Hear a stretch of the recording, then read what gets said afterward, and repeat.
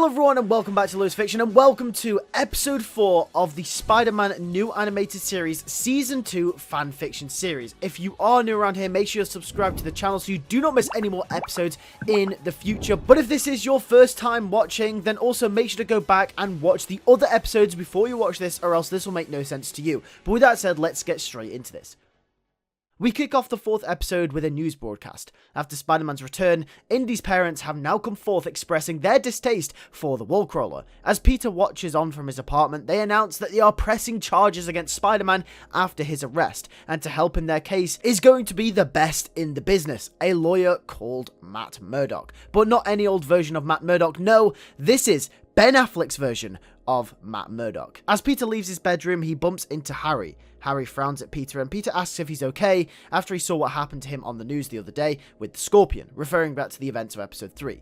Harry will bluntly reply, giving Peter a taste of his own medicine, saying that he hasn't spoken to him or MJ for the past 6 months. Why does he care now all of a sudden? Peter will know Harry is right and will walk away. We cut to a scene of Peter spending a few hours working on a new Spider-Man suit. The homemade one is dirty, creased, and because it's made of cotton, it smells really bad. And thus Peter recreates his classic suit from the first season once again, but this time it will be more in line with the suit from the second Tobey Maguire film, with the minor changes being prominent on the suit as well, symbolizing the inspired nature that this show took from those films. Peter will narrate to himself as we cut to a somber swing over New York City. He will once again be full of guilt because of the situation he's been put in. Indy and her death are constantly playing on his mind, and her parents now want to sue the living daylights out of him. That's just great, Peter would think to himself, but he can't really blame them though. And that's when Peter spots something at the corner of his eye. It seems like a robbery is occurring down below. Peter webs his way down to it, he lowers himself on a web and makes one of his usual quippy remarks. However, the man causing the robbery quickly twists his body as he turns and throws something Spider-Man's way. It moved that quick that Peter could barely make out what it was, and he barely dodged the attack. But before Spider-Man could do anything about it, the man had charged his way towards him, swivel kicking him in the face, knocking him back. Spider-Man lay on the ground and looked up as he saw the man in a blue and white spandex outfit with a target on his forehead. Spider-Man would ask, "Who are you meant to be?" And the man would say to call him Bullseye, and that Spider-Man is to stay out of his way. Whoever this guy is, he's quick, precise, and calculated. And that's when another figure drops in behind them both. Spider-Man couldn't make out who it was at first, but Bullseye's attention became fixated on them. Bullseye would utter the words, "You again," as he charged towards the man. Peter looked in their direction as they engaged in physical hand-to-hand combat. The other man, who wore a red suit, used batons to aid in the combat, whereas Bullseye would throw different objects, including a pack of playing cards he kept in his back pocket. The man in the red suit would eventually be knocked back as Peter got up trying to intervene. Spider-Man spun a web trying to attach it to Bullseye's foot as he went to escape with the cash over his shoulder. However, he saw it coming, and to Spider-Man's surprise, Bullseye quickly turned around, swiping at Spider-Man's web, allowing him to escape. Spider-Man scratched his head in disbelief of what happened. He went over to the man laying on the floor and offered him his hand, assuming they were on the same side. However, the man got up, and on his own accord, he realized that it was Spider-Man stood in front of him. Immediately, he engaged in physical combat with Spider-Man. Spider-Man was caught off guard as a second battle ensued. Peter, throughout the fight, as he dodged out of the way, would constantly ask what the heck was going on. He thought they were on the same team, and that they were both trying to stop that Bullseye guy. But the man in the red suit wouldn't stand for it, as he continued trying to fight Spider-Man. The attacks became relentless until Spider-Man threw himself to the ceiling, once again asking him what the deal is. This is when the man in the red suit reveals that his name is Daredevil, and that Spider-Man is a murderer, a criminal, someone that needs to be brought to justice. Spider-Man will tell him he's framed. Sort of. It wasn't what it looked like. Spider-Man is innocent.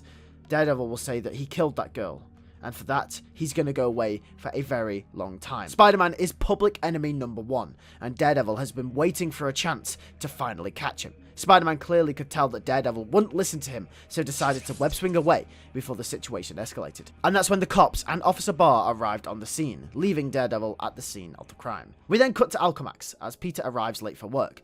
Gwen will ask where he's been, and that he's late, and Peter will apologize, saying he had trouble getting there.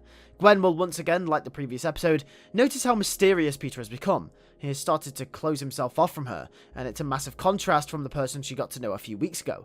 She's really confused. We will then cut to Eddie, who is doing a stock count with some of the tech. He will then realize that the amount of parts that they have don't seem to line up with what's available on the system. He confronts Gwen about it, and Gwen says that's a job for Tyler and for people who have to handle finance. Eddie will say that's too much tech that could have gone missing without Tyler realizing. Gwen will tell Eddie that it's probably just best for them to not poke around in that sort of stuff.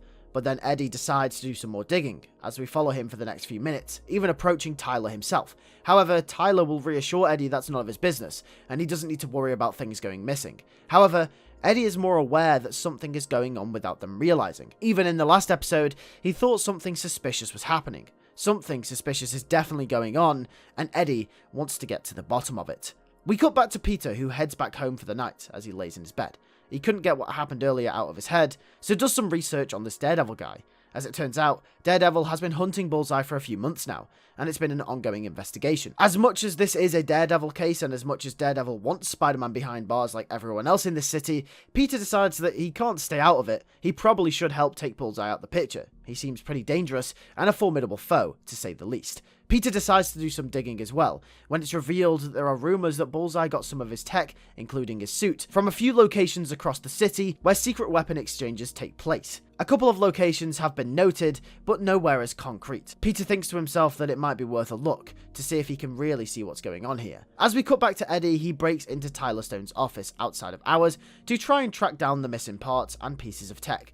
He looks through sale reports on his computer and realizes that some of the sales made are completely off the books, or at least to Eddie's knowledge. So the tech wasn't going missing, it was being sold to anonymous buyers. Eddie does some more digging and finds out where the tech was going and tracks its location.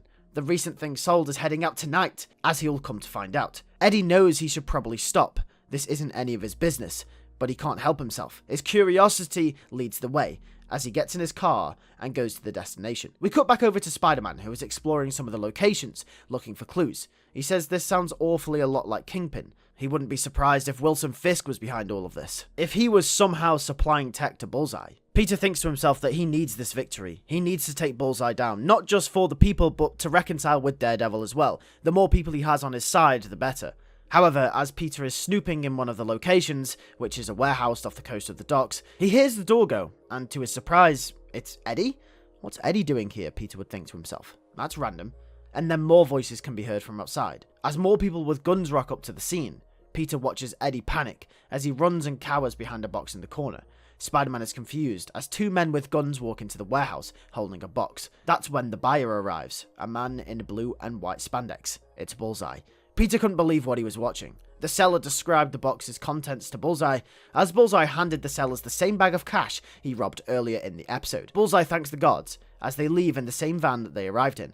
But before Bullseye could open the box, Spider-Man dropped down and ambushed him. In a panic, Bullseye retaliated, and a massive brawl between the two breaks out. The warehouse around them was old and abandoned, and takes significant damage during the fight, as Eddie tries to dodge and get out of the way. However, he becomes trapped in some of the rubble that falls on him during the fight. Peter becomes aware of this and tries to save him, but to no avail. Bullseye manages to keep him occupied enough. Spider-Man, in a panic, pushes Bullseye away and webs him down with force, running over to save Eddie. Once again, this allows Bullseye to escape, as Peter struggles but eventually lifts the rubble off of Eddie, who lay unconscious. Just as Bullseye managed to escape once again, Daredevil also arrived on the scene.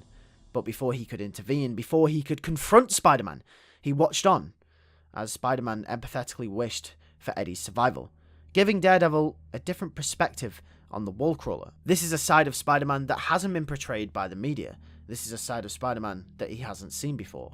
But will Eddie survive? To be continued in episode 5, the second part of the Bullseye saga. Thank you for watching this episode. If you did enjoy, make sure to hit the like on it, and also make sure to subscribe if you are new, and hit the bell next to the subscribe button to not miss episode 5 and part 2 in the Bullseye saga. I want to urge you guys to subscribe because we are so close to 5,000 subscribers on this channel. I would really love if we could hit that goal this year. That would be absolutely awesome. With that being said, thank you guys for watching. I'll catch you guys in the next video. Take care and peace.